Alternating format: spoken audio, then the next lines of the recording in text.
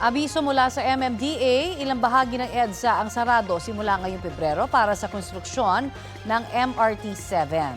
Mula kahapon, February 1 hanggang May 8, dalawang lane ng EDSA North Avenue northbound ang isasara buong araw. Mula February 22 naman hanggang May 18, isasara ang dalawang southbound lanes nito. Full road closure naman ang northbound lanes mula February 11 hanggang March 10 tuwing alas 10 ng gabi hanggang alas 4 ng madaling araw. March 11 hanggang March 23 naman may full road closure sa southbound lanes doon. Sa parehong oras mula March 24 hanggang April 29 naman, may full road closure sa bahagi ng EDSA sa West Avenue.